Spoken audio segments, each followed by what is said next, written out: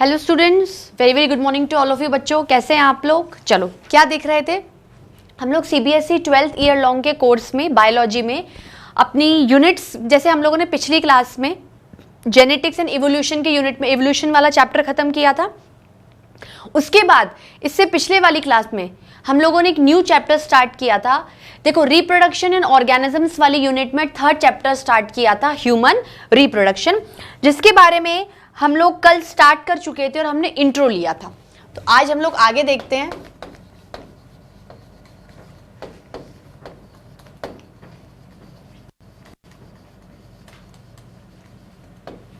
Human reproduction. देखो, कुछ भी स्टार्ट करने से पहले मैं थोड़ा सा एक क्विक रिवीजन बता देती हूं।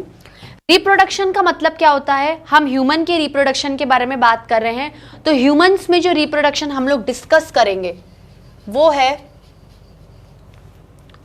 सेक्सुअल वाला। कौन सा वाला स्टूडेंट्स? सेक्सुअल वाला। ठीक है, सेक्सुअल में होने के लिए हमारे पास 2 पेरेंट्स होने चाहिए। 2 पेरेंट्स होने के साथ साथ production of sex cells, germ cells और गैमीट्स होने चाहिए।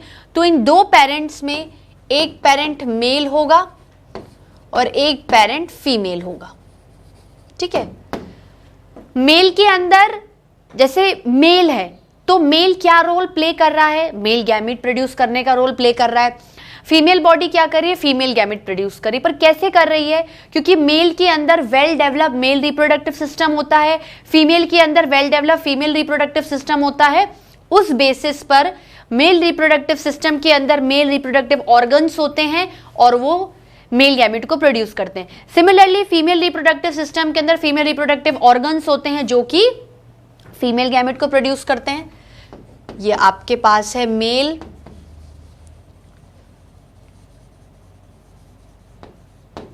Reproductive system.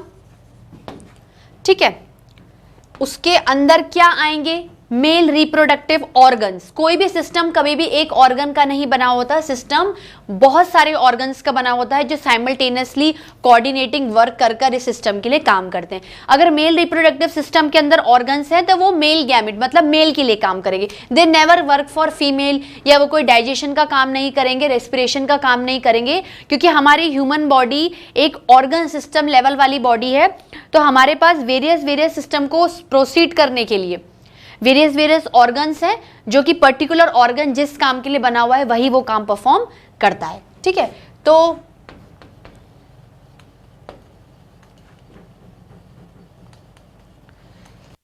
Male reproductive organs. Organs का मतलब क्या होता है? बहुत सारे ऑर्गन्स होते हैं, लेकिन इनमें से कोई एक ऑर्गन मेल गैमीट बनाता है। ये फ्लोचार्ट समझना जरूरी है क्योंकि इसके बाद में मेल रिप्रोडक्टिव सिस्टम स्टार्ट कर दूंगी। मेल गैमीट का नाम क्या है? स्पर्म। एक गैमीट के बारे में बात कर रही हूं अभी, तो एक स्पर्म के बारे में लिख रही हूं। उसके बाद female reproductive system.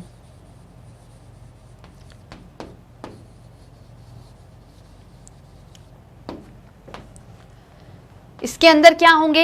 Male reproductive organs, sorry female reproductive organs,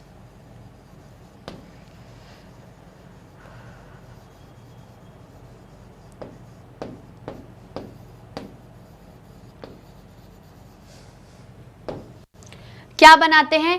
female gamete जो कि ओवा कहलाता है या एग, ओवा। ठीक है, फिर क्या होगा?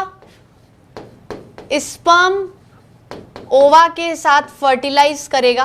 ओवा स्पर्म के पास जाता है, स्पर्म ओवा के पास आता है, स्पर्म ओवा के पास आता है क्योंकि स्पर्म छोटे साइज का होता है, हाईली मोटाइल होता है।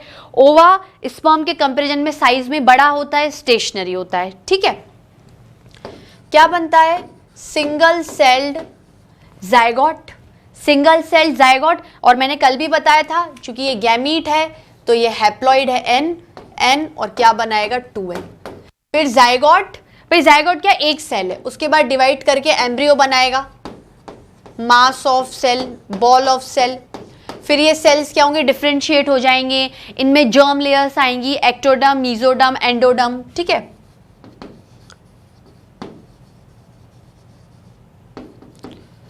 Mesoderm and endoderm. फाइनली जब इसके अंदर ऑर्गन्स बनने लग जाएंगे, ये अपने आप को सिस्टम में एलोकेट कर देगा, तो फीटस, फाइनली ऑर्गेनिज्म।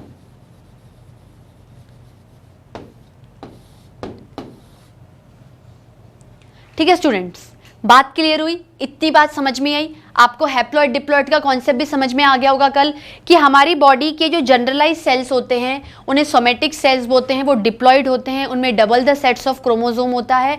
और पूरी बॉडी में अगर आप मेल की बॉडी करो या फीमेल की बॉडी करो, तो फीमेल के अंदर इनमें से कोई एक ऐसा ऑर्गन होगा जो मेल गैमीट बनाएगा, और फीमेल की बॉडी के अंदर भी कोई ऐसा ऑर्गन होगा जो गैमीट बनाएगा। मतलब वो इटसेल्फ तो डिप्लॉइड होगा, इटसेल्फ वो सोमेटिक सेल्स की कैटेगरी में ही आएगा, लेकिन वो क्या होता है, हाईली स्पेशलाइज्ड सोमेटिक सेल्स होते हैं जो कि मियोसिस करके हैप्लॉइड गैमीट्स को बनाते हैं। अब वो क्या होंगे वो हम धीरे धीरे बात करते हैं। पहले हम लोग किसके बारे में बात करेंगे? Should I rub this students? सबसे पहले हम लोग मेल रिप्रोडक्टिव सिस्टम के बारे में बात करेंगे। मेल रिप्रोडक्टिव सिस्टम क्या होता है? ये एक ऐसा सिस्टम है जो मेल की बॉडी में प्रेजेंट होता है और गैमीट्स बनाने में मदद करता है। मैंने कल आपको एक बात बताई थी कि हमारा जो रिप्रोडक्टिव सिस्टम होता है वो वैसे दो तरीके से काम करता है। एक प्राइमरी वर्क क्या है, उसका गैमीट बनाना, और सेकेंडरी वर्क क्या है, सेकेंडरी सेक्सुअल कैरेक्टर्स को प्रोड्यूस करना, सेकेंडरी सेक्सुअल कैरेक्टर्स को प्रोड्यूस करना। अब आप बोलोगे कि सेकेंडरी सेक्सुअल कैरेक्टर्स शायद हार्मोन्स के प्रोडक्शन से आते हैं। बिल्कुल। तो जैसे हम मेल रिप्रोडक्टिव सिस्टम पढ़ेंगे, उसमें जितने भी ऑर्गन्स पढ़ेंगे, सारे ऑर्गन्स के अंदर एक ऐसा ऑर्गन आएगा जो सबसे इंपॉर्टेंट होगा, जो मेन फंक्शनल होगा। फंक्शनल तो सारे ही होंगे, ठीक है, जो सबसे ज्यादा क्रूशियल होगा, और वही एक ऐसा ऑर्गन होगा जो कि मियोसिस करके गैमीट बनाएगा और हार्मोन्स को प्रोड्यूस करने में भी मदद करेगा। अगर गैमीट बनेंगे तो फर्टिलाइजेशन का काम हो जाएगा, और अगर हार्मोन्स बनेंगे तो सेकेंडरी सेक्सुअल कैरेक्टर्स का काम होगा। ठीक है, तो हम लोग लिखते हैं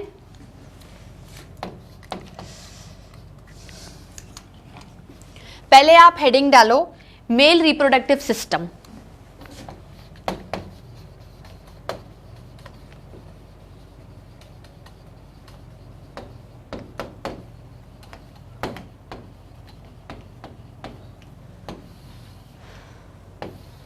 मेल रिप्रोडक्टिव सिस्टम, ठीक है। मेल रिप्रोडक्टिव सिस्टम में थोड़ा सा इंट्रो लिखेंगे।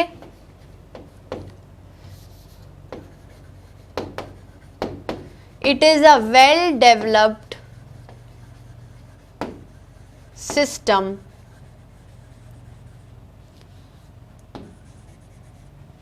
It is a well developed system किसका बना हुआ है? कंप्राइजिंग ऑफ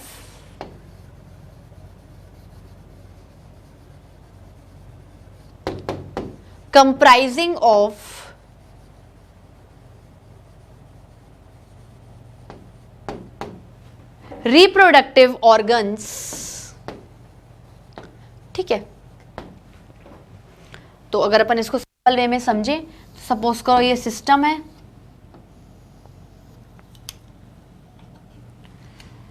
ये एक रिप्रोडक्टिव ऑर्गन RO1 लिख सकती हूं, ये RO2,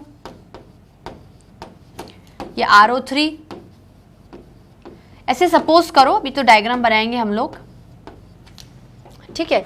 तो ये चारों रिप्रोडक्टिव ऑर्गन्स किसको बना रहे? रिप्रोडक्टिव सिस्टम को। अब ये सारे क्या है? कोऑर्डिनेटेड मैनर में है।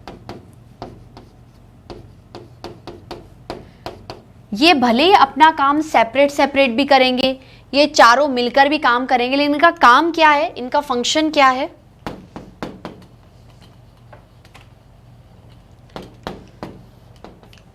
इनका फंक्शन है, जो ओवरऑल मेल रिप्रोडक्टिव सिस्टम का फंक्शन होता है क्या? अभी मैं ओवरऑल सिस्टम का बता रही हूं, फिर मैं आपको एक एक ऑर्गन के नाम लिखाऊंगी, ठीक है, उसके बारे में उसका स्ट्रक्चर पढ़ाऊंगी और फंक्शन पढ़ाऊंगी। तो production of male gamete, that is sperm, production of male gamete that is sperm, and production of male hormone. भाई ओवरऑल रिप्रोडक्टिव सिस्टम के दो काम होते हैं, तो अब हम क्या है सेग्रीगेट करके पढ़ रहे हैं। अगर हम मेल रिप्रोडक्टिव सिस्टम के बारे में बात कर रहे हैं तो उनके भी दो काम है। पहला काम कौन सा है, गैमीट को प्रोड्यूस करना। दूसरा काम है, मतलब प्राइमरी जो कैरेक्टर आएगा वो क्या है, मेल गैमीट को प्रोड्यूस करना, फर्टिलाइजेशन कराना। और दूसरा काम क्या है, हार्मोन्स का प्रोडक्शन करना। उस हार्मोन्स की वजह से सेकेंडरी सेक्सुअल कैरेक्टर्स डेवलप होते हैं, ठीक है। मेल हार्मोन, अभी मैं नाम बता देती हूं मेल हार्मोन का, testosterone.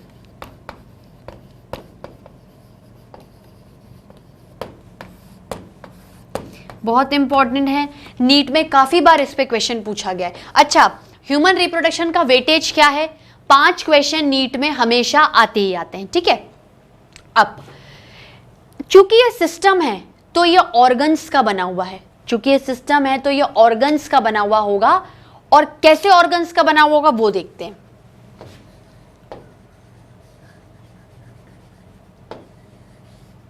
Organs, should I rub this portion students, should I rub it?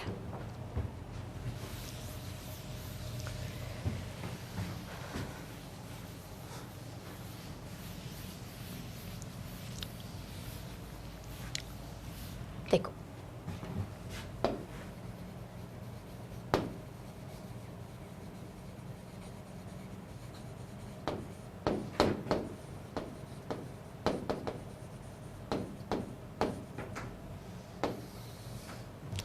Organs of male reproductive system. पहले मैं नाम लिखा देती हूं। पहला आएगा टेस्टिस। ये जो टेस्टिस है, ठीक है, ये क्या है, पेयर्ड स्ट्रक्चर है। मतलब जब आप प्लूरल की बात करोगे तो टेस्टिस आएगा, और जब आप एक की बात करोगे, सिंगुलर की बात करोगे, तो ये टेस्टीज आएगा। सिर्फ स्पेलिंग में फेरबदल है, प्रोनाउंसिएशन सेम ही है, ठीक है। फिर आएगा ये टेस्टीज क्या है, अभी तो आप नाम लिखो, फिर मैं एक एक के बारे में बताऊंगी। पेयर्ड स्ट्रक्चर है, 2 इन नंबर होता है, ठीक है। उसके बाद स्क्रोटम या फिर स्क्रोटल बैग,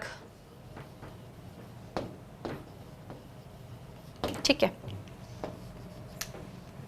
उसके बाद आता है एपिडिडाइमिस,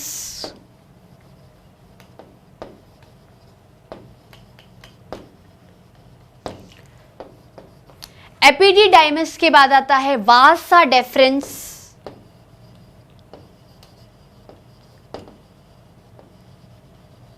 ठीक है। वासा डेफरेंस कहीं कहीं लिखा हुआ है, कहीं कहीं नहीं लिखा हुआ, लेकिन मैं आपको लिखा रही हूं। वासा डेफरेंस जाता है इजैक्यूलेटरी डक्ट में। इजैक्यूलेटरी मतलब जो कुछ इजैक्यूलेट करेगी, जो कुछ बाहर निकालेगी बॉडी में से, इजैक्यूलेटरी डक्ट।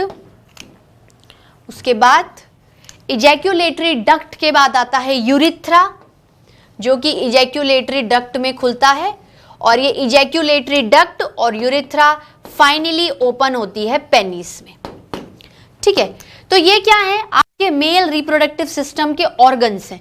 जैसे पहला क्या हो गया, testis, scrotum, epididymis, vas deferens, ejaculatory duct, urethra and penis, ठीक है।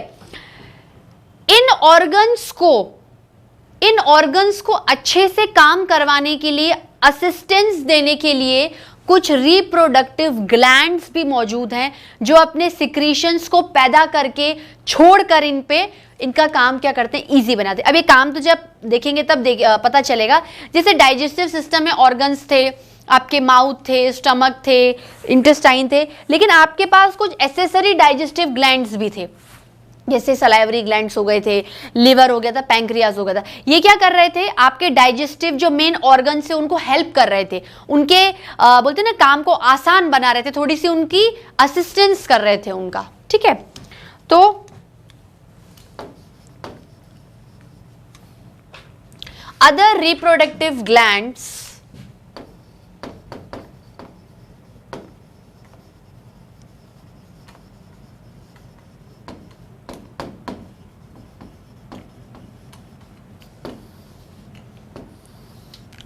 अदर रिप्रोडक्टिव ग्लैंड्स में क्या आएंगे, जैसे पहला आएगा प्रोस्टेट ग्लैंड, दूसरा आएगा सेमाइनल वेसिकल,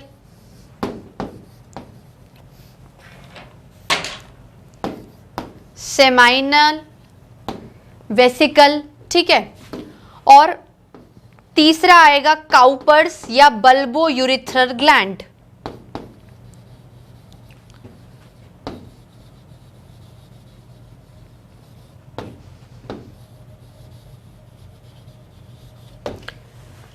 ठीक है, बात समझ में आई, बात आप लोगों को क्लियर हुई। अब आप एक काम करो, इसको नोट डाउन करो, फिर हम लोग एक एक को पढ़ते हैं, then we will draw the diagram also. ठीक है स्टूडेंट्स, तो अब इनके बारे में एक एक करके बात करते हैं। ठीक है, should I rub this portion? अच्छा स्टूडेंट्स, आपकी बुक में मेल रिप्रोडक्टिव सिस्टम के 2 डायग्राम्स दे रखे हैं, उसको हम लोग नहीं ड्रॉ करेंगे because it is as it is given in the book. हम लोग सिर्फ देखो डायग्राम तो दे रखा है, हम उस डायग्राम को क्या करेंगे, थोड़ा सा सिंप्लीफाई करके ड्रॉ करेंगे कि आपको फ्लो पता चल जाए कि कहाँ टेस्टिस लोकेटेड है, कहाँ स्क्रोटम है, फिर कैसे एपिडिडाइमिस है, क्योंकि इनका फ्लो कैसे चल रहा है कि जैसे ये रिप्रोडक्टिव सिस्टम है। तो पहले टेस्टिस है, एक ओवरव्यू चार्ट बताती हूँ मैं आपको। जैसे ये टेस्टिस है, टेस्टिस लोकेटेड है स्क्रोटम में, टेस्टिस कहाँ लोकेटेड है, स्क्रोटम में, स्क्रोटल बैग में। फिर ये एपिडिडाइमस में ओपन हो गए हैं, फिर एपिडिडाइमस वास डेफरेंस में ओपन हो गया है, फिर इजैक्यूलेटरी डक्ट में, इजैक्यूलेटरी डक्ट क्या दे नहीं रखा है, इजैक्यूलेटरी डक्ट एक मतलब है कहने का। ठीक है, फिर आता है यूरिथ्रा एंड पेनिस, उसके बाद ये तीनों ग्लैंड्स आते हैं। ये ग्लैंड्स क्या करते हैं, ये किसी तरीके से रिप्रोडक्टिव सिस्टम में मदद करते हैं। अब कैसे मदद करते हैं, क्या होता है, वो हम लोग देखते हैं। ठीक है, सबसे पहले हम लोग पढ़ेंगे टेस्टिस के बारे में। हमारे पूरे मेल रिप्रोडक्टिव सिस्टम में जो टेस्टिस नाम का ऑर्गन होता है वो बहुत ही इंपॉर्टेंट ऑर्गन होता है। अगर ये ऑर्गन ना हो तो मेल कभी भी रिप्रोड्यूस नहीं कर सकते हैं। क्यों? क्योंकि टेस्टिस ही एक ऐसा ऑर्गन है जो स्पर्मेटोजेनेसिस में मदद करता है। स्पर्मेटोजेनेसिस मतलब फॉर्मेशन ऑफ मेल गैमीट और मेल जर्म सेल, ठीक है, या मेल सेक्स सेल मतलब स्पर्म। साथ ही साथ स्पर्म प्रोड्यूस करने के साथ ही साथ मतलब प्राइमरी फंक्शन तो ये परफॉर्म करते ही हैं, साथ साथ में सेकेंडरी फंक्शन भी परफॉर्म करते हैं, जो होता है फॉर्मेशन ऑफ हॉर्मोन्स। और मेल्स के अंदर जो हार्मोन होता है वो है टेस्टोस्टेरोन, जो कि उनमें सेकेंडरी सेक्सुअल कैरेक्टर्स लाता है। जैसे आपने पढ़ा था कि अब जैसे आप प्यूबर्टी एज में आ गए, तो जब आप पैदा हुए और टिल प्यूबर्टी एज तक रिप्रोडक्टिव सिस्टम क्या है, चल रहा है, सब कुछ काम चल रहा है। लेकिन जब मेल्स प्यूबर्टी एज को अटेंड कर लेते हैं, उस ड्यूरेशन में उनके गैमीट बिल्कुल तैयार होते हैं। गैमीट बनने का प्रोसीजर तो पहले ही स्टार्ट हो जाता है, लेकिन रिलीज कब कर सकते हो, कब स्पर्म एक्चुअली एक्टिव होंगे प्यूबर्टी एज में, कब हॉर्मोन्स एक्चुअली अपना काम स्टार्ट करेंगे प्यूबर्टी एज में। तो सेकेंडरी सेक्सुअल कैरेक्टर्स में क्या है, मेल्स में कैसे आते हैं, appearance of beard and moustache, they have broad shoulders, उनकी बॉडी लड़कियों की तरह उतनी लीन एंड थिन नहीं होती है, ठीक है, और उनके बैक और फ्रंट पे क्या होंगे, हेयर्स की ग्रोथ ज्यादा होगी। ठीक है स्टूडेंट्स, तो इसके बारे में बात करते हैं। टेस्टिस क्या है, the most important and crucial organ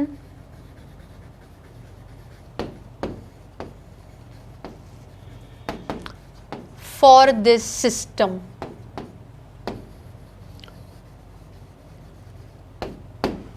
the most important and crucial organ for this system. क्यों? अच्छा, सबसे पहले थोड़ा सा इसका एक ओवरव्यू ले लेते हैं। टेस्टिस क्या होती हैं?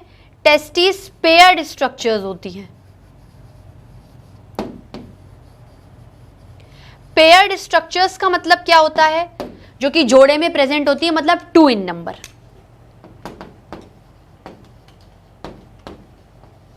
एक राइट हैंड साइड और एक लेफ्ट हैंड साइड। इसका स्ट्रक्चर कैसा होता है? लगभग अगर टेस्टिस के आप क्रॉस सेक्शन की बात करते हैं, जैसे अभी हम एनाटॉमी पर नहीं गए हैं, एनाटॉमी पे हम बाद में जाएंगे कि टेस्टिस के अंदर ऐसा क्या है जो कि मेल गैमीट का प्रोडक्शन करता है, तो वो एनाटॉमी में आता है। अभी हम सिर्फ मॉर्फोलॉजी देख रहे हैं। जनरली जो टेस्टिस होती है वो ओवल इन शेप होती है।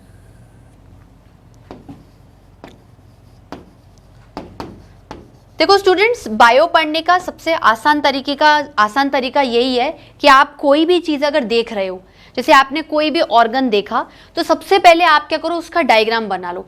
जैसे आपने ये डायग्राम बनाया, सपोज मैंने कहा ये डायग्राम बनाओ आप।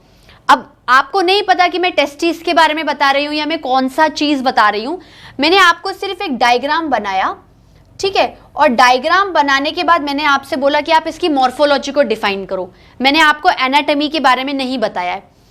आपने मॉर्फोलॉजी में क्या देखो कि कैसा दिख रहा है, आपने बोला मैम थोड़ा अंडाकार दिख रहा है, ओवल दिख रहा है, बस लिख देना है। तो अगर आप इस तरीके की अप्रोच लेके चलोगे बायो में कि you just draw the diagram, और डायग्राम को देखकर आप बात को समझोगे, लॉजिक बिठाओगे ना, तो एक तो क्या है, आपको बायो पढ़ना आसान हो जाएगा।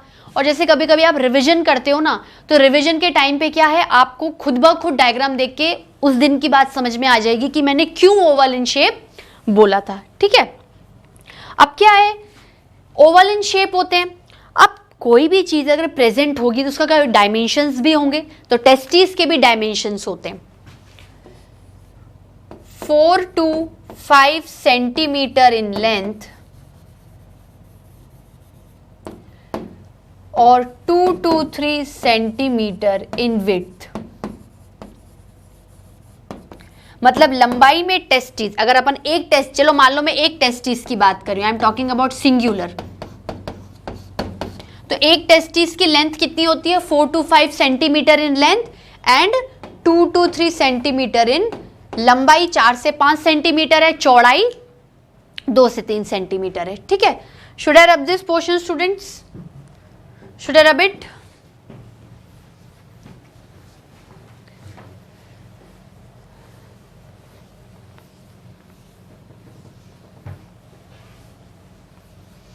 उसके बाद और क्या लिखोगे? एनाटॉमी मत देखो, एनाटॉमी बाद में देखेंगे, क्योंकि हम लोग जब पूरा स्पर्मेटोजेनेसिस पढ़ेंगे तो एनाटॉमी रिपीट हो जाएगी। अभी मैं लिखाऊंगी तो जबरदस्ती के पॉइंट्स बढ़ जाएंगे। इसका काम क्या है, टेस्टिस का क्यों ये क्रूशियल ऑर्गन है, हैज 2 फंक्शंस, ये 2 काम करता है, हैज 2 फंक्शंस। पहला फंक्शन क्या है, प्राइमरी फंक्शन।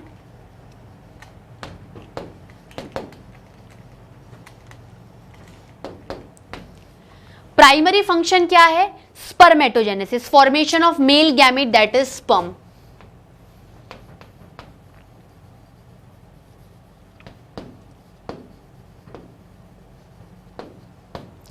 स्पर्मेटोजेनेसिस मतलब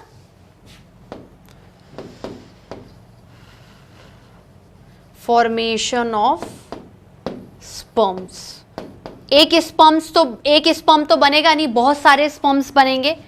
तो ये एक्चुअली रिप्रेजेंट किसको करता है, मेल गैमीट को या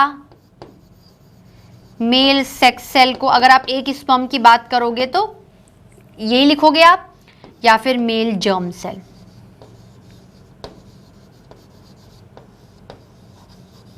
ठीक है, ये इसके वेरियस नाम से हो सकता है, एग्जाम में आपसे अलग अलग नामों से भी पूछा जाए।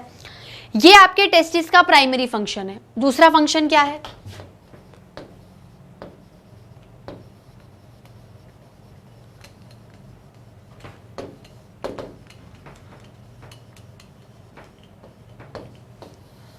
सेकेंडरी फंक्शन क्या है? प्रोडक्शन ऑफ मेल हार्मोन या मेल सेक्स हार्मोन।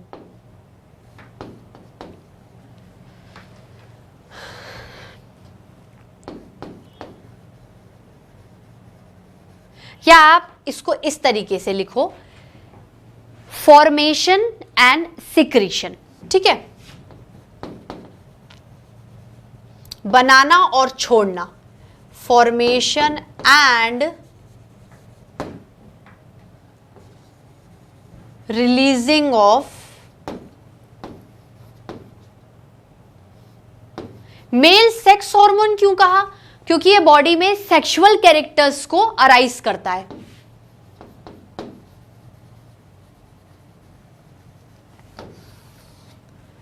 क्या होता है मेल सेक्स हार्मोन का नाम? नाम ध्यान रखिएगा, काफी बार नीट के एग्जाम में डायरेक्ट क्वेश्चन भी पूछा गया है। टेस्टिस से रिलेटेड टेस्टोस्टेरोन।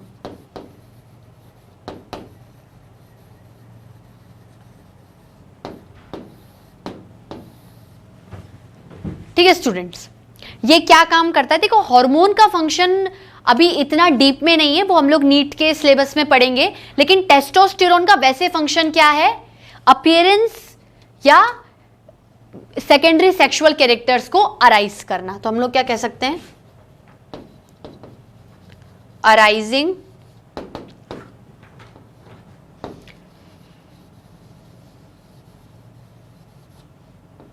सेकेंडरी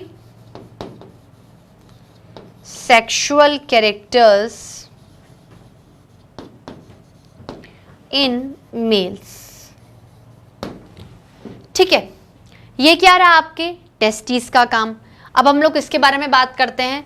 अब आएगा आपका स्क्रोटम या scrotal bag. Should I rub this?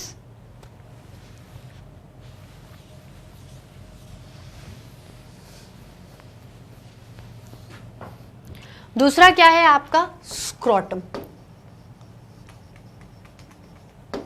या फिर स्क्रोटल बैग। बैग बता रहा है कि it is a bag or sack like structure which fit the testis inside it. भाई टेस्टिस है, टेस्टिस कहाँ लोकेटेड है? देखो, ऐसे तो अगर आप अपने मेल रिप्रोडक्टिव सिस्टम की बात करोगे तो मेल के अंदर जो ओवरऑल रिप्रोडक्टिव सिस्टम होता है वो एब्डोमिनल कैविटी में प्रेजेंट होता है। एब्डोमिनल मतलब कमर के एरिया में। अब चलो प्रेजेंट है। स्क्रोटल क्या है? स्क्रोटल एक बैग लाइक स्ट्रक्चर है जो कि टेस्टिस को स्टोर करके रखता है, जो कि टेस्टिस को क्या करता है? स्पेस देता है कि ये स्पेस है, टेस्टिस आओ और इसमें बैठ जाओ। अगर बैग है तो क्या क्या फंक्शंस होंगे? एक तरीके से ये स्क्रोटल बैग है, ये मेल्स में एब्डोमेन की बाहर की तरफ प्रेजेंट होता है। मतलब scrotal bag is not located in abdomen, it is outside the abdomen, extra abdominal. तो टेस्टिस की लोकेशन क्या होती है? Extra abdominal with in the scrotum. Scrotum protection देता है टेस्टिस को। अब मुझे एक बात बताओ, क्या बॉडी में जगह नहीं थी टेस्टिस को रखने के लिए, जो टेस्टिस को बाहर एक्स्ट्रा एब्डोमिनल स्पेशली बैग में पुटअप करना पड़ा? उसका एक बहुत बड़ा रीजन है कि टेस्टिस काम क्या करते हैं? स्पर्म प्रोडक्शन का काम करते हैं, और स्पर्म को प्रोड्यूस करने के लिए लो टेम्परेचर की जरूरत है, या ऐसे टेम्परेचर की जरूरत है जो बॉडी नहीं प्रोवाइड कर पाती है। वो पर्टिकुलरली ये बैग ही प्रोवाइड करवाता है। टेस्टिस को स्पर्म बनाने के लिए बहुत ही लो टेम्परेचर की जरूरत होती है, at least lower than the body temperature. 2 से 2.5 डिग्री सेल्सियस की जरूरत है टेस्टिस को स्पर्म बनाने के लिए। और ये जो टेम्परेचर है ये स्क्रोटल बैग ही उसको अवेलेबल करवा सकता है। इसलिए टेस्टिस एब्डोमिनल ना के एब्डोमेन से बाहर एक्स्ट्रा एब्डोमिनल लोकेशन पे आ जाती है with in the scrotal bag. इसलिए मैंने टेस्टिस की लोकेशन वहां नहीं लिखाई है, मैं इसके रेस्पेक्ट में लिखाऊंगी। ठीक है, क्या लिखूंगी? It is a bag or sack like structure. पहले हम लोग क्या करते हैं, सारों के बारे में मतलब एक एक के बारे में डिस्क्रिप्शन देख लेते हैं, फिर हम लोग जो डिस्क्रिप्शन देखेंगे उस डिस्क्रिप्शन को रिकॉल करके डायग्राम बनाएंगे। इससे मैं साथ में आपको डायग्राम नहीं बनवा रही हूं। It is a bag or sack like structure.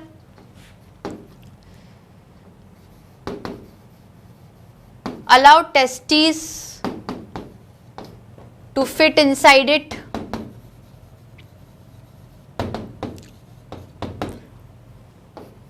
To fit inside it, जैसे ये बैग लाइक स्ट्रक्चर है, ठीक है, ये ऐसे बड़ा सा बैग लाइक स्ट्रक्चर होता है जो आपकी दोनों टेस्टिस को क्या करता है, फिट करके रखता है, ठीक है। This bag is present extra abdominal,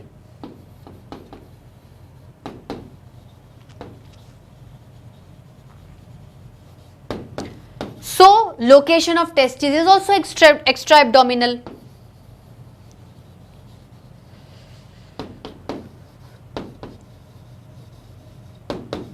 Is also important है,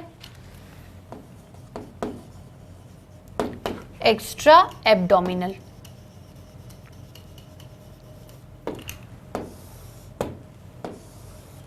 ठीक है, so location of testes is also extra abdominal, ठीक है। अब क्या है, अब किस तरीके से देखोगे आप, एक्स्ट्रा एब्डोमिनल मतलब स्क्रोटल बैग में है एक्स्ट्रा एब्डोमिनल, काम क्या है, क्यों आपने टेस्टिस को एक्स्ट्रा एब्डोमिनल रखा, क्यों आपने स्पेशली उसको स्क्रोटम में रखा, इसका रीजन देखते हैं। Should I rub this,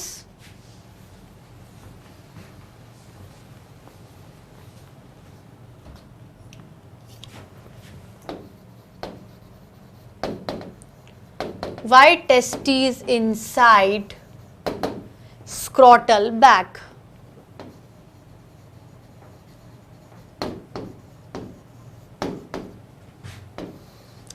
Why testes inside scrotal bag? सबसे पहले scrotum provide protection,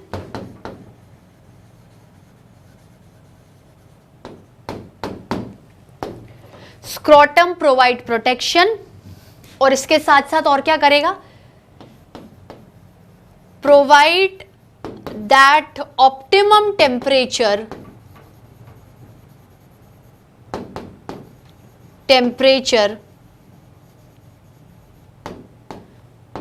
to testis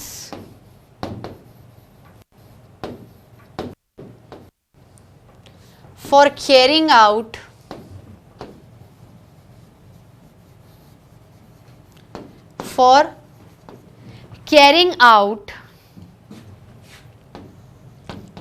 spermatogenesis,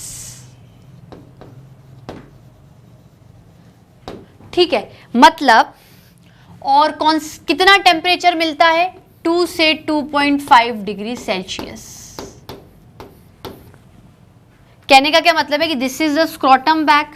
आप चलो एक ही टेस्टिस की बात कर लो, अभी ये एक टेस्टिस है, तो ये टेस्टिस अपने अंदर स्पर्म्स कब पैदा करेंगे, भाई स्पर्म्स ऐसे दिखते हैं ना,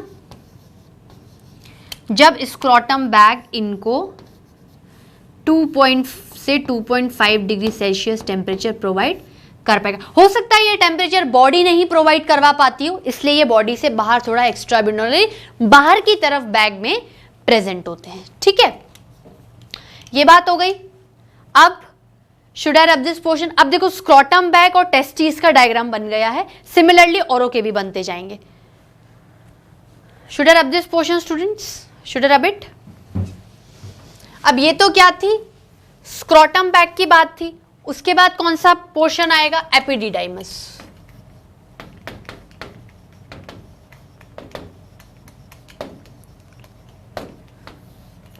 कौन सा आएगा, एपिडिडाइमस। एपिडिडाइमस क्या है, देखो एपिडिडाइमस एक तरीके से लॉन्ग, थोड़ी मोटी ट्यूब लाइक स्ट्रक्चर होती है।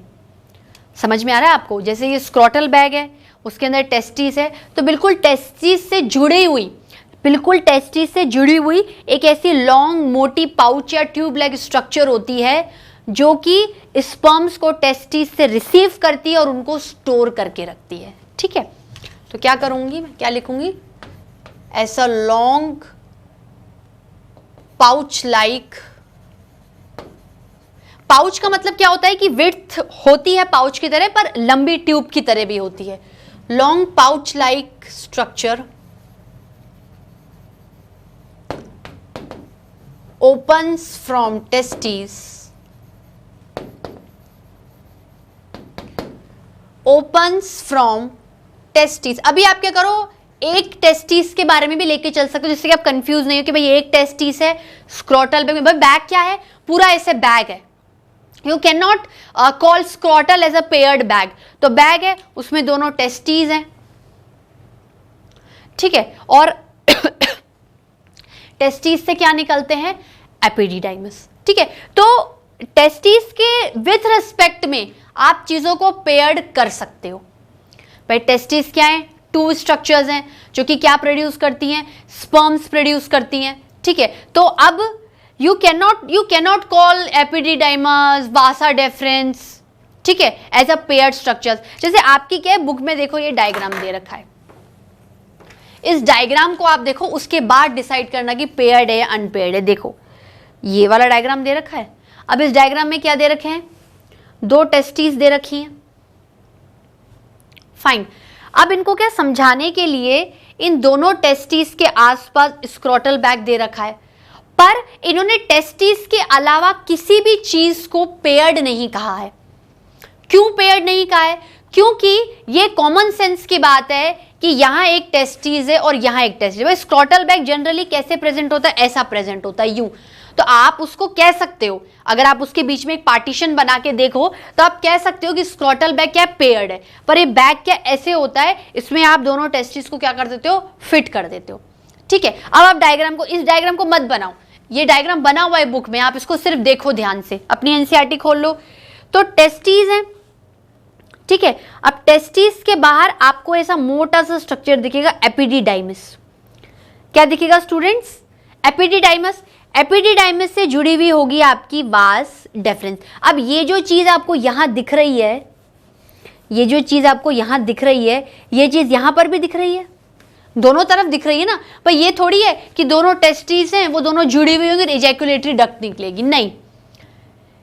टेस्टिस को अगर आप पेयर्ड स्ट्रक्चर कहते हो तो उसके साथ जो एसोसिएटेड स्ट्रक्चर्स होंगे वो ऑटोमेटिकली क्या हो जाएंगे, पेयर्ड हो जाएंगे। अगर इधर टेस्टिस से इजैकुलेटरी डक्ट निकलेगी तो इधर से भी निकलेगी, पर आप हर जगह इसको पेयर्ड नहीं बोलोगे। आपने एक बार टेस्टिस को पेयर्ड बोल दिया, अब आप पढ़ोगे क्या, सिर्फ एक को लेकर, ठीक है। इसलिए मैंने जहां पर मैं TIS लिखूंगी, मतलब मैं एक टेस्टिस की बात कर रही हूं, मैं सिंगुलर की बात कर रही हूं, ठीक है स्टूडेंट्स। तो आप स्पेलिंग से कंफ्यूज मत होना, स्पेलिंग चेंज करने पर ही सिंगुलर प्लूरल का कॉन्सेप्ट है, बाकी प्रोनाउंसिएशन मेरा एक ही है, ठीक है। उसके बाद जैसे ये आपकी टेस्टिस है, ये एक बैग है, ये टेस्टिस है, ठीक है। तो आपका एपिडिडाइमस क्या है, ऐसा ऐसा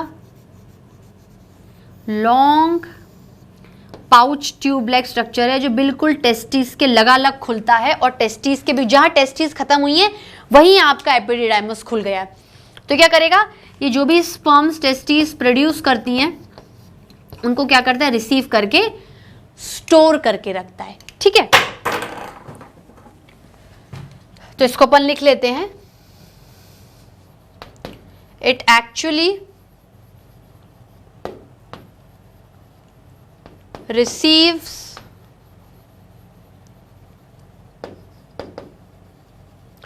it actually receive sperms from testes। Sperm कभी एक पैदा नहीं होगा, बहुत सारे पैदा होंगे एक टेस्टिस के अंदर। तो एस, ठीक है ना, टर्मिनोलॉजीज का ध्यान रखना, sperms from testis and store it, ठीक है। तो long pouch like structure opens from testes, it actually receives sperms from testes and store it, ठीक है स्टूडेंट्स। ये वाला स्ट्रक्चर क्या है, देखो आप इसको लिख सकते हो, ये आपका स्क्रोटल बैग है, ये आपकी टेस्टिस है, एक है ना तो IS लगा रही हूं, और ये क्या है, एपिडिडाइमस,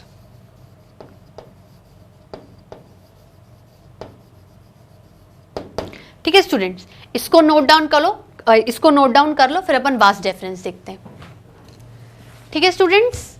तो अभी हम लोगों ने कहां तक पढ़ लिया है, एपिडिडाइमस। अब उसके बाद वाला कौन सा स्ट्रक्चर था, vas deferens. Should I rub this, आगे देखते हैं।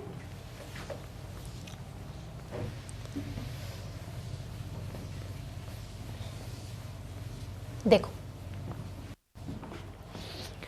एपिडिडाइमिस के बाद कौन सा स्ट्रक्चर आ रहा है? Vas deferens.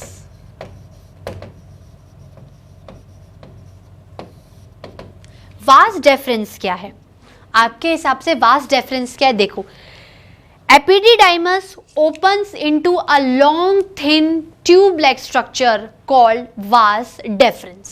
ठीक है, क्या बोला मैंने कि ये आपका एपिडिडाइमस है। एपिडिडाइमस के बिल्कुल एंड पॉइंट पर एक ट्यूब लाइक स्ट्रक्चर ओपन होती है जिसको आप बोलते हो वास डेफरेंस, जो कि इन फ्यूचर इजैक्यूलेटरी डक्ट में कन्वर्ट हो जाती है। ठीक है, अब ये कैरी क्या करेगी भाई? एपिडिडाइमिस में क्या था? स्पर्म्स थे, तो वास डेफरेंस क्या कैरी करेगी? स्पर्म्स कैरी करेगी। तो एपिडिडाइमिस में जब भी स्पर्म्स का स्टोरेज होता है या स्पर्म्स को आगे ले जाना है या बॉडी से बाहर निकालना रिप्रोडक्शन के टाइम पर, तो एपिडिडाइमिस एक ट्यूब लाइक स्ट्रक्चर में ओपन होता है जिसको आप वास डेफरेंस कहते हो। ये भी स्पर्म को कैरी करेगा और आगे चल के ये और लंबी ट्यूब में कन्वर्ट हो जाएगा, मतलब काफी लंबी, काफी लेंथ की ट्यूब होती है। आगे चल के किसमें कन्वर्ट हो जाएगा? इजैक्यूलेटरी डक्ट में। इजैक्यूलेटरी मतलब which ejaculate the sperm, which allow the sperm to move out of the body. अभी इजैक्यूलेटरी डक्ट क्या है? ये स्पर्म को भी कैरी करके आ रहा है वास डेफरेंस के कंटिन्यूएशन में। और यहां पर क्या है? यूरिनरी ब्लैडर भी लोकेटेड है।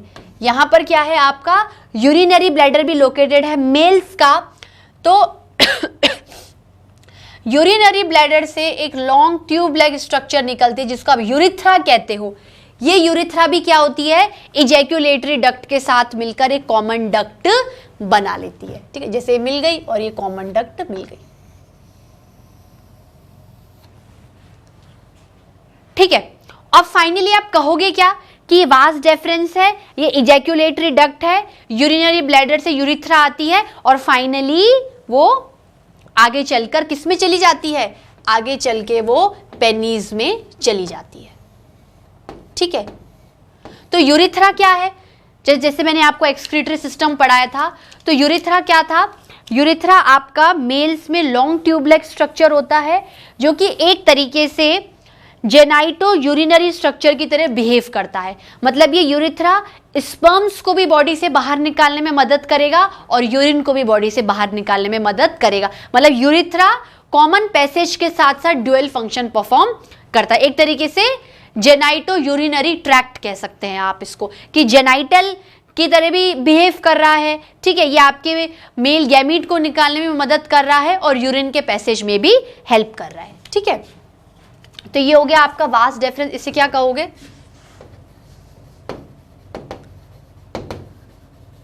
Epididymis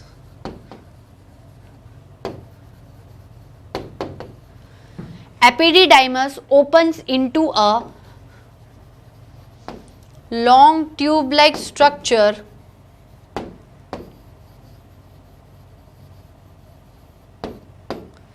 epididymis opens into a long tube-like structure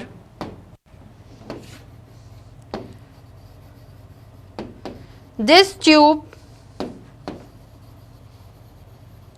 opens and form a continuation tube,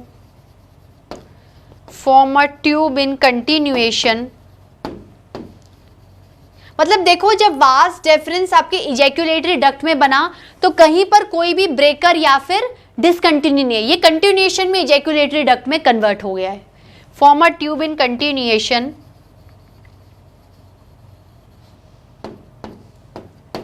this tube opens and forms a tube in continuation called as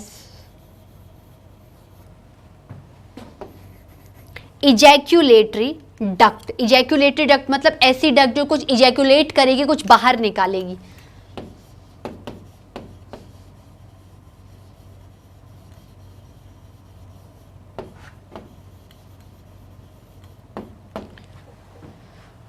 ठीक है students, should I rub this portion?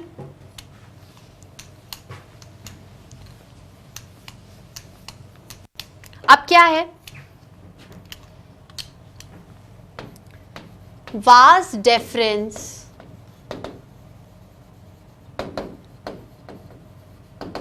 Receive sperms from epididymis, आप लिख सकते हो इसको, ये क्या है आपका vas deferens. This is your ejaculatory duct. मैंने क्या है डायग्राम को तोड़ दिया, पूरा डायग्राम ना बनाकर आपको पार्टीशंस में बता रही हूं, ठीक है। ये वाली आ गई यूरिथ्रा, यूरिथ्रा भी जुड़ गई और फाइनली किस में ओपन हो गई, ये भी पेनिस में, ठीक है। अब इसको लिखते चलते हैं।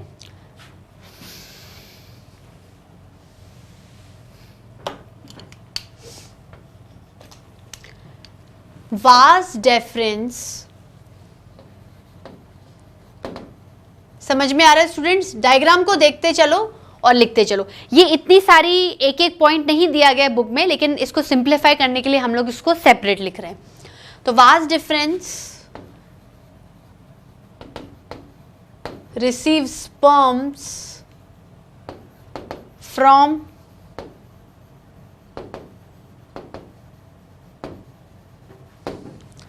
vas deferens receive sperms from epididymis, carry and अब vas deferens अगर इजैक्यूलेटरी डक्ट में ओपन होगा तो उसके स्पर्म्स इजैक्यूलेटरी डक्ट में भी जाएंगे। So carry and pour sperms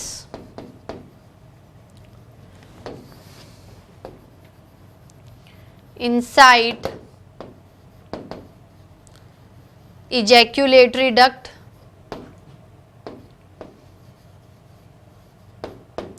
carry and pour sperms inside ejaculatory duct.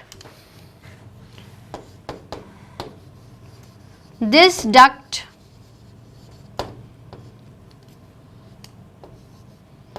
meant for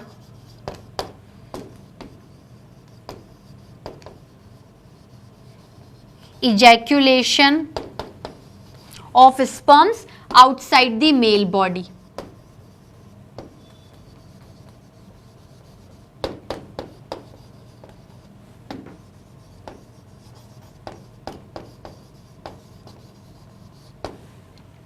Male's body, ठीक है, बात क्लियर हुई? आगे चलें। Should I rub this?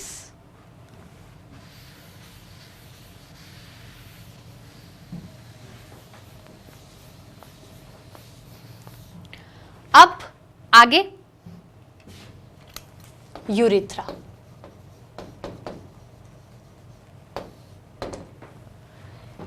Urethra क्या है?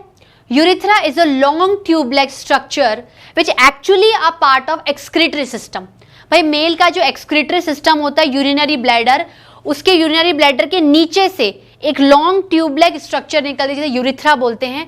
मेल्स में ये यूरिथ्रा काफी लंबी होती है और इजैक्यूलेटरी डक्ट के साथ मिलकर एक कॉमन पैसेज के साथ वो पेनिस में ओपन हो जाती है, ठीक है। तो यूरिथ्रा क्या है एक्चुअली,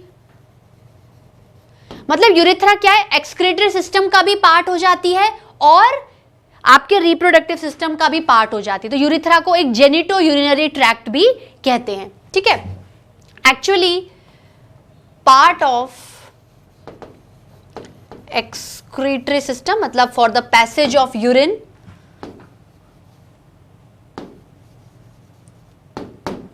ठीक है। But here in this case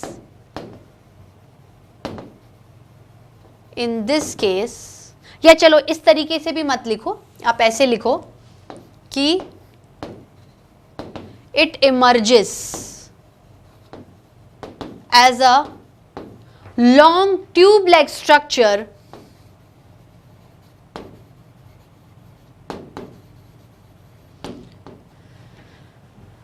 from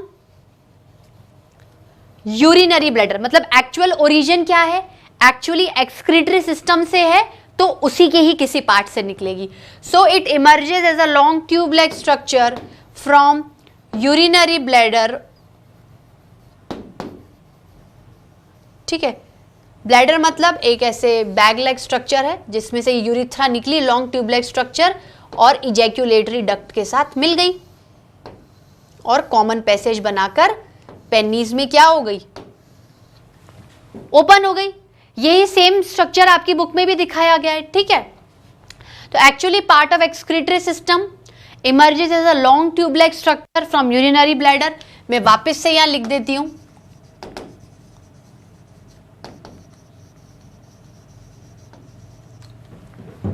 urinary bladder, ठीक है। और कैसे देखोगे, ये क्या है आपकी, ये यहां पर तो वास डेफरेंस और ये मिल गई किससे, इजैक्यूलेटरी डक्ट से।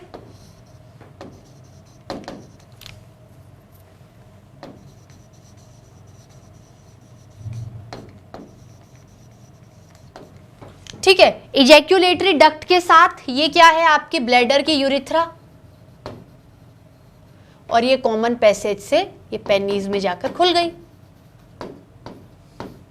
तो ये यूरिथ्रा इजैक्यूलेटरी डक्ट से आए हुए स्पर्म्स को भी कैरी करेगी और यूरिन को भी कैरी करेगी, ठीक है। जैसे ये यूरिन बन गई, यहां पर ये यूरिन भी आ गई इसके अंदर, ठीक है। और यहां से आ रहे हैं स्पर्म्स, तो स्पर्म्स भी आ गए, ठीक है। इसलिए यूरिथ्रा को जेनिटो यूरिनरी ट्रैक्ट भी कहते हैं। तो अब इतना जो पढ़ा है उसको लिख लेते हैं। This urethra joins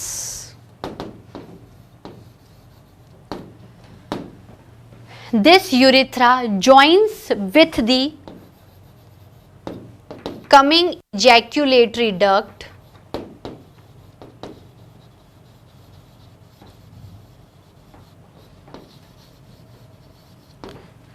this urethra joins with the coming ejaculatory duct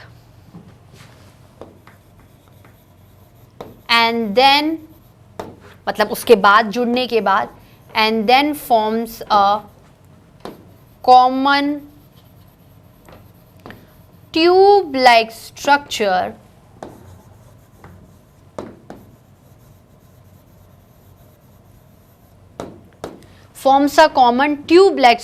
should I rub this, which finally opens inside the penis, ठीक है।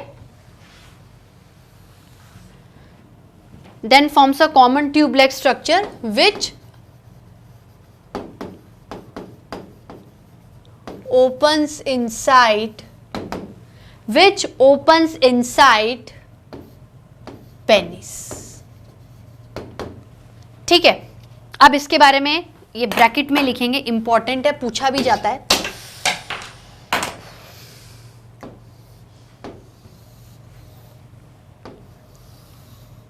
एक्चुअली ये जो यूरिथ्रा है इसके ड्यूअल फंक्शन है। Urethra has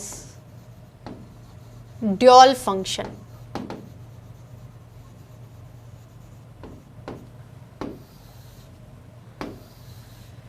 urethra has dual function. Dual function का मतलब क्या है, it act as genito urinary tract. Tract मतलब passage, long tubelike structure, genito urinary tract. Genito urinary tract क्यों? Because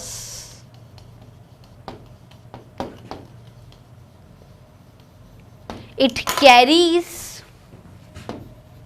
sperms as well as urine, ठीक है। Means urethra meant for both ejaculation of sperms and passage of urine.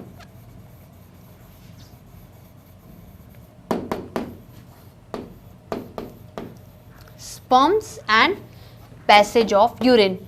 किसी भी testis में कभी भी एक स्पर्म नहीं बनेगा, एक टेस्टिस में बहुत सारे स्पर्म्स बनेंगे और मेल की बॉडी भी बहुत सारे स्पर्म्स को रिलीज करते फीमेल की बॉडी में।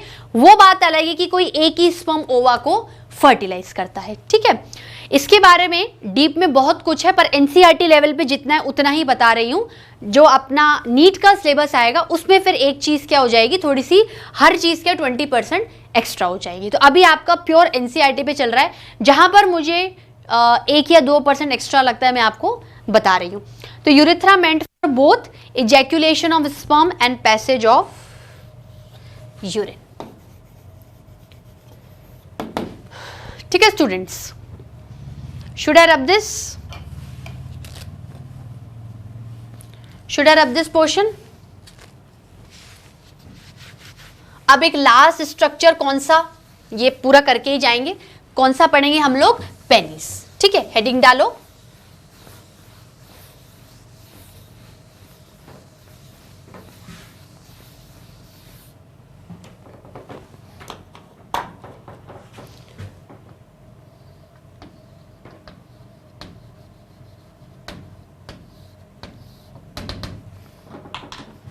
ठीक है स्टूडेंट्स, अब क्या है पेनिस? क्या है? एक तरीके से पेनिस मेल रिप्रोडक्टिव सिस्टम का लास्ट टर्मिनेटिंग स्ट्रक्चर है।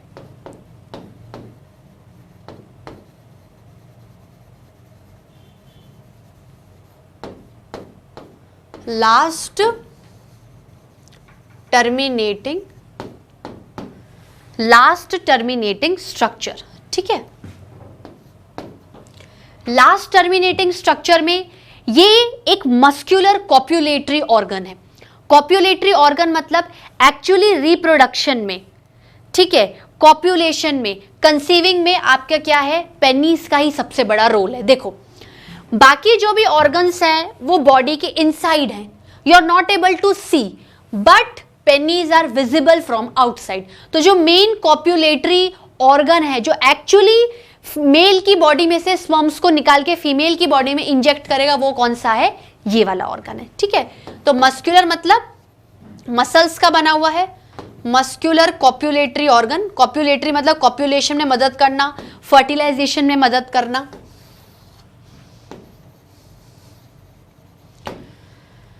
Muscular copulatory organ. ठीक है, उसके बाद इसका स्ट्रक्चर कैसा होता है? लॉन्ग इलोंगेटेड, मतलब लॉन्ग भी होगा, लेंथ में भी होगा, विड्थ में भी होगा। ठीक है, inside it you have this tract,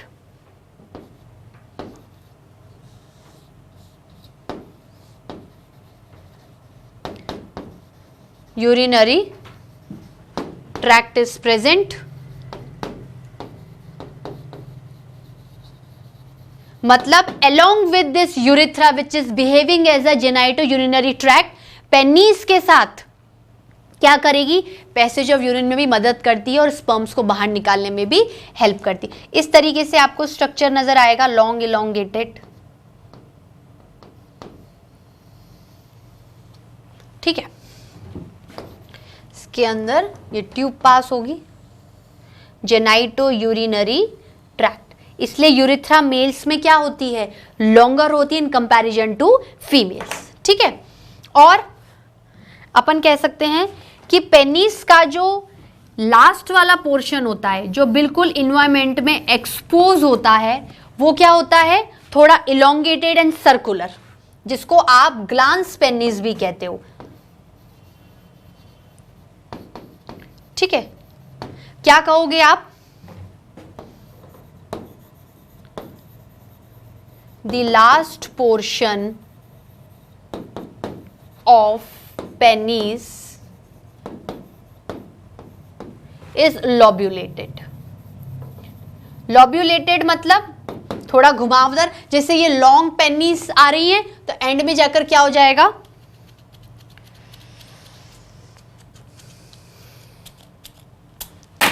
ये स्ट्रक्चर क्या हो जाएगा? थोड़ा सा ग्लोब्यूलेटेड, मतलब ऐसे सर्कुलर वे में। तो this is the complete penis, और जो लास्ट का पोर्शन है वो क्या कहलाएगा? Glans penis. ठीक है, तो last portion of penis is लोब्यूलेटेड,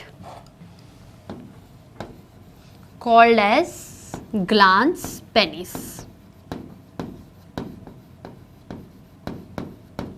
ठीक है, और एक चीज और है, should I rub this portion students, should I rub it? ठीक है,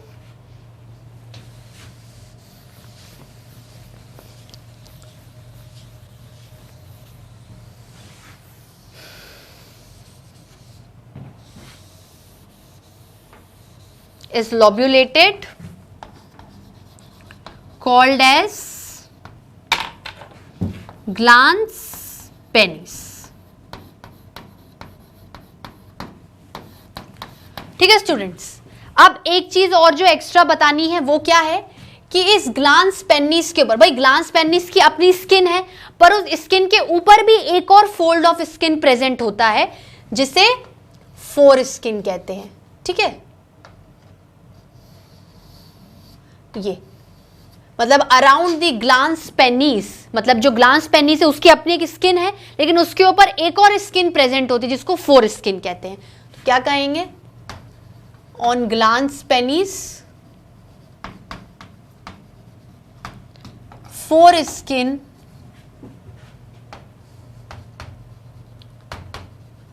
इज प्रेजेंट। ठीक है स्टूडेंट्स, बात क्लियर हुई? बात आप लोगों को समझ में आई? ठीक है, इतना नोट डाउन कर लो, फिर आगे देखते हैं। ठीक है स्टूडेंट्स, तो ये आपका क्या था, मेल रिप्रोडक्टिव सिस्टम के ऑर्गन्स की बात थी। अब हम लोग इसके बारे में बात करेंगे, ग्लैंड्स की। तीन बहुत इंपॉर्टेंट ग्लैंड्स इसके रोल में आते हैं, वो कौन से हैं? पहला आता है प्रोस्टेट ग्लैंड,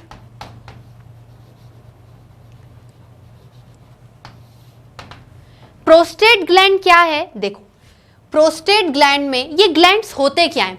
देखो, जो मैं आपको तीन ग्लैंड्स बताने वाली हूं, ऑल आर पेयर्ड, तीनों अपने अंदर से कुछ मिल्की वाइटिश सिक्रीशंस निकालते हैं, मिल्की वाइटिश सिक्रीशंस निकालते हैं, जो कि ले देके किस में मदद करता है? स्पर्म की मोटिलिटी में, उनकी मोटिलिटी को बढ़ाने के लिए, उनकी मोटिलिटी फीमेल की बॉडी में बढ़ाने के लिए और फर्टिलाइजेशन को इनहेंस और इजी बनाने के लिए। ठीक है, जैसे प्रोस्टेट ग्लैंड है, प्रोस्टेट ग्लैंड क्या करता है?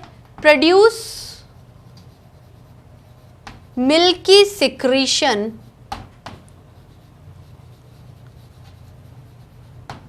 जैसे स्पर्म्स आ रहे हैं, ये जो सेमिनल वेसिकल है या जितने भी मैं ग्लैंड्स बता, जैसे काउपर्स ग्लैंड बताऊंगी, प्रोस्टेट ग्लैंड बताऊंगी, ये ग्लैंड लगभग किसके साथ खुल जाते हैं? जैसे ये आपकी इजैक्यूलेटरी डक्ट आ रही है, ठीक है, तो इस इजैक्यूलेटरी डक्ट के साथ में खुल जाएंगे, एक यहां खुलेगा, एक यहां खुलेगा, एक यहां खुलेगा। बुक में आपके दे रखा है, आप तो लॉजिक समझो। अब इसने अपना सिक्रीशन इसको दे दिया, इसने भी इसको दे दिया, इसने भी इसको दे दिया, तो ये जो तीनों क्या करते हैं? सिक्रीशंस को पैदा करते हैं। सिक्रीशन क्या होते हैं? गाढ़े होते हैं, मिल्की वाइटिश कलर के होते हैं, और ओवरऑल क्या कहलाते हैं? Seminal plasma. ओवरऑल क्या कहलाते हैं? Seminal plasma. ठीक है, तो क्या कहूंगी मैं इसको? प्रोस्टेट ग्लैंड्स क्या है? Obviously all the glands are paired, produce milky secretion, provide motility to sperm.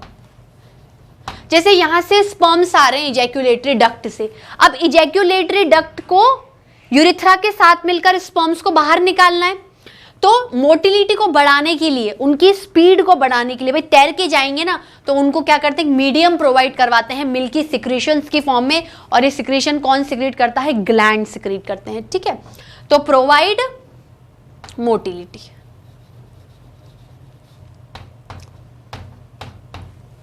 ठीक है स्टूडेंट्स, सेकंड क्या आएगा? Seminal vesicle.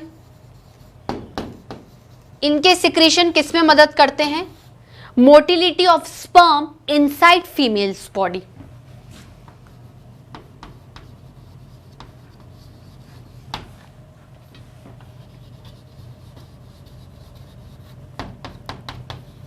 Sperms inside female body. ठीक है, और तीसरे क्या आते हैं? काउपर्स ग्लैंड या बल्बो यूरिथ्रल ग्लैंड्स। ये सिक्रीशंस किसमें मदद करते हैं? At the time of copulation या at the time of fertilization. Cowper's gland के सिक्रीशंस क्या करते हैं? जो पेनिस का सरफेस होता है उसको क्या करते हैं? लुब्रिकेट करते हैं और उसको इजी बनाते हैं कि वो इजीली फीमेल की बॉडी में क्या करे? इंजेक्ट हो जाए, इंसर्ट हो जाए। ठीक है, तो lubricates the penis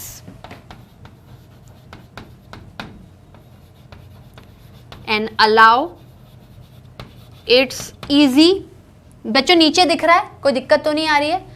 easy insertion into female body. मैंने फीमेल का भी कोई भी ऑर्गन नहीं बताया है क्योंकि मुझे बताना बाकी है। ठीक है, should I rub this portion? अभी जो तीनों ग्लैंड्स लगभग मिल्की वाइटिस सिक्रीशंस को पैदा करते हैं जो कि ले देके स्पर्म्स को मदद करते हैं तैरने में, फीमेल की बॉडी में जाने में और वहां पर फर्टिलाइजेशन क्रिएट करने में। तो इन तीनों के ओवरऑल सिक्रीशंस को क्या बोलते हैं? Seminal plasma. और इसके कंपोजिशन क्या होता है? Seminal plasma rich in calcium, enzymes, fructose. ये एक्स्ट्रा चीज है जो मैंने आपको बता दी। मतलब सेमाइनल प्लाज्मा पे क्वेश्चन आए तो वो क्या कर रहा है? आपके स्पर्म को इजीली इंसर्ट करने की कोशिश कर रहा है कि उसकी मोटिलिटी बढ़ जाए, फीमेल की बॉडी में मोटिलिटी बढ़ जाए और वो इजीली फीमेल की बॉडी में इंजेक्ट हो जाए। ठीक है, तो आज का लेक्चर में यही ओवर करती हूँ। अब नेक्स्ट लेक्चर में मिलेंगे। नेक्स्ट लेक्चर में हम लोग स्टार्ट करेंगे कि जैसे टेस्टिस है तो टेस्टिस के इंटरनल स्ट्रक्चर के बारे में पढ़ना है कि टेस्टिस के अंदर ऐसा क्या प्रेजेंट है जिसकी वजह से स्पर्मेटोजेनेसिस होता है। हमने ये तो बड़ी इजीली पढ़ लिया कि स्ट्रक्चर है, पर स्पर्म कहाँ से और कैसे पैदा हो रहा है ये बात जानना बहुत ज़्यादा ज़रूरी है। फिर हम लोग फीमेल रिप्रोडक्टिव सिस्टम पर आएंगे। तो आज का लेक्चर इतना ही, नेक्स्ट लेक्चर में मिलते हैं।